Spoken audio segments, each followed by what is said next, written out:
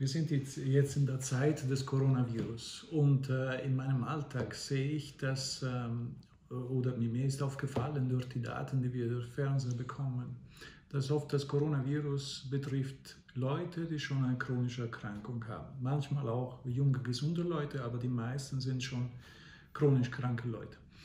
So, jetzt ist die Frage, was können wir für den Körper machen, damit wir nicht zu dieser eher schwache oder schwächere Kategorie gehören.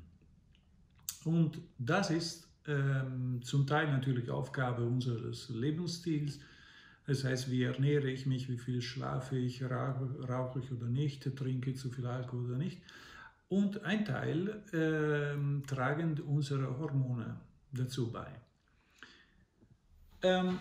Täglich stelle ich fest, dass die Leute nicht wissen genau, was Hormone sind. Das heißt, wenn ich das Wort Hormone sage, stellt sich ein Mensch die Antibabypille vor, ein anderer Bodybuilding, ein anderer die Schwangerschaft und ein anderer die Menopause. Frauen im Wechsel, wie viele sagen. Aber Hormone sind Substanzen, die wir produzieren. Männer, Frauen, Kinder. Kein Unterschied. Beziehungsweise wenig Unterschied.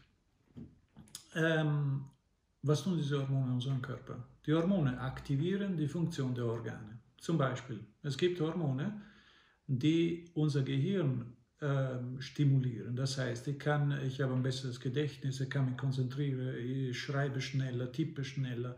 Oder eben bei dem Mangel an diesen Hormonen alles langsamer. Ich habe Gedächtnisprobleme, Konzentrationsprobleme, ich werde müde. Das Gleiche gilt für jedes Organ, zum Beispiel Darm. Haben Sie Verstopfung oder nicht? Magensäure, produzieren Sie genug oder zu wenig? Lungen, funktionieren die Lungen gut oder nicht? Immunsystem, ist es stark oder nicht?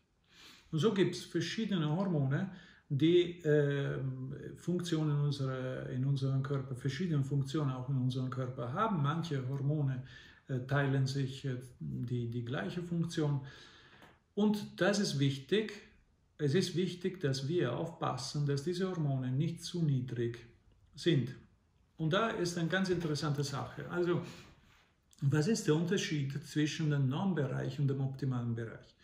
Wenn Sie haben was gelesen, Sie kommen auf die Idee, okay, ich lasse jetzt meine Hormone überprüfen und dann wird eine Blutdiagnostik oder Speichel- oder Urindiagnostik gemacht und dann kriegen Sie einen Wert.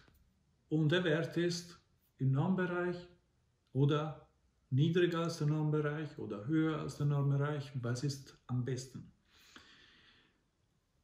Man muss bedenken, es gibt 3 Säulen der Diagnostik. Es gibt die Symptome, es gibt die Zeichen, die Körperzeichen und es gibt die Werte. Das heißt, wenn wir wissen, nehmen wir irgendein Hormon als Beispiel, nehmen wir das Progesteron. Das Progesteron entspannt. Das heißt, wenn ich innere Unruhe habe, habe ich schon mal vermutlich zu wenig.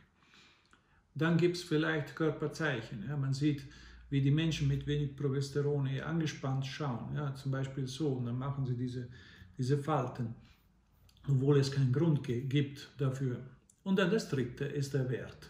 Also, wir messen das Progesteron, zum Beispiel im Speichel, und wir sehen, der ist im Normbereich. Das heißt, man muss wissen, der Normbereich ist nur der Bereich, wo sich 95% der untersuchten Bevölkerung von diesem Labor befindet. Aber was ist der optimale Bereich? Der optimale Bereich, zum Beispiel im Fall von Progesteron, ist der Bereich, wo der Mensch keine innere Ruhe zum Beispiel mehr bekommt.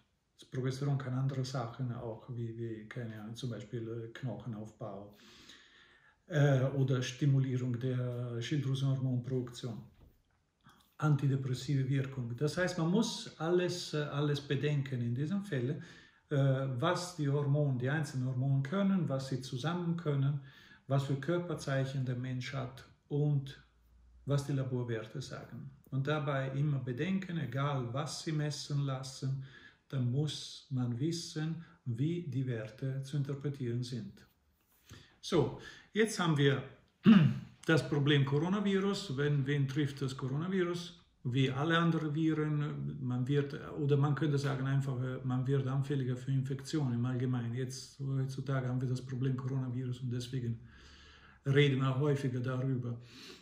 Chronisch erkrankte Leute, also Menschen, die vielleicht Raucher sind und somit sind die Lungen nicht mehr in der Lage, diese Fremdkörperpartikel oder Viren, Bakterien hinaus zu transportieren, oder Diabetes oder zum Beispiel auch Bluthochdruck. Das sind typische Erkrankungen. Also, abgesehen von den Maßnahmen, die unseren Lebensstil betreffen, dann könnte man sich mit den Hormonen beschäftigen.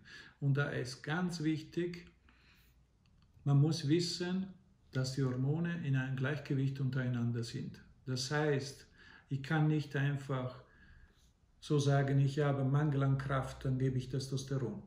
Weil das Testosteron würde dann eine Dysbalance hervorrufen. Das heißt, es ist wichtig, dass man weiß, wie messe ich die Hormone, wie interpretiere ich die Laborwerte, welche sind Symptome und Körperzeichen, die zu verschiedenen Hormonmängeln gehören und wie mache ich eine Therapie. Und die Therapie, ganz wichtig, muss immer im Balance sein. Und dann muss man auch wissen, natürlich, wie man die Kontrolle macht. Und da ein Tipp: Wenn Sie eine Hormontherapie machen, machen Sie es bioident. Weil bioident ist unsere Körperproduktion. Wir brauchen kein Medikament. Wir brauchen nicht das Pseudohormon zu nehmen. Wir haben das. Wir haben das produziert, unser Körper kennt das. Das heißt, warum soll ich eine fremde Substanz nehmen? Deswegen, wenn ihr Hormontherapie, ja, willkommen, aber bioident.